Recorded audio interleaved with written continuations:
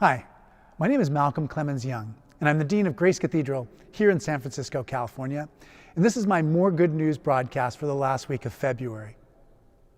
Behind me is one of my favorite murals in the church. It's an image of Grace Church on the day that it was destroyed after the 1906 earthquake. And you can see the flames just leaping up. It was an extraordinary building.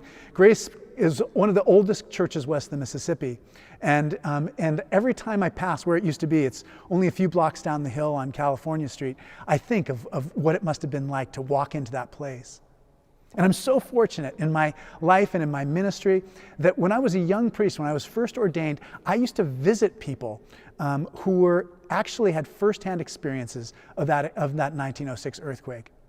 And the strange thing about it is that almost all of them universally had very fond and happy memories of it. They were all children, and what they remembered was this extraordinary spirit of people helping one another out. They remember camping in Golden Gate Park. They remember sharing meals with people who weren't their families. And in many ways, our modern memory of it, we've forgotten so much of it. Even the name of it. For every generation before ours, it was known as the Earthquake and Great Fire of 1906. And we forgot that the natural catastrophe was a terrible disaster. Many buildings were destroyed by the shaking of the earth. But the far worse human catastrophe was the fire. And it's entirely a result of a bad philosophy of what human nature is. When the earthquake hit, the person who was the commander of the local military base immediately instituted martial law. And he got his soldiers and he prevented any people from entering into the main parts of the city. So people wanted to fight fires at their homes and their businesses, but he was so concerned about looting and the theft of property that he closed off large parts of the cities that were just basically left to burn.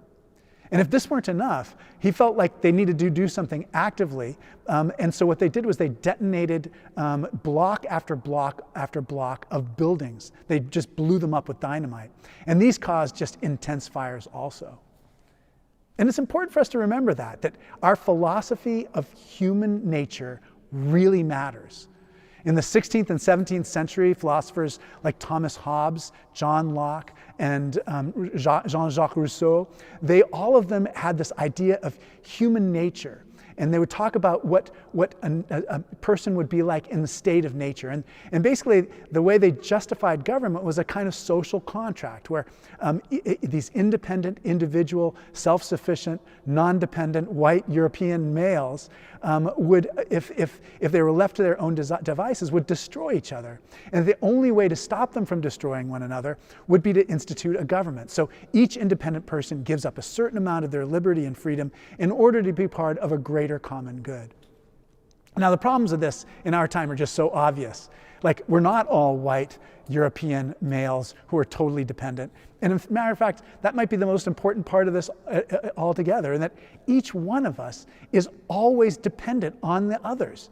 And there's times in our life when we're more dependent than others, but we're always dependent, and we always have been. We've always been part of a community, and that community cannot be just ignored. So many times I think of this because Jesus' message is about being able to give up a way of looking at the world. And the way of looking at the world is that each person is trying to have power over each other person. And Jesus asks us to give up that way of looking at the world, instead to see that we're much more fulfilled, our true nature is fulfilled when we're serving and caring for each other. His disciples went to him and said, "Jesus, who is the best among us?"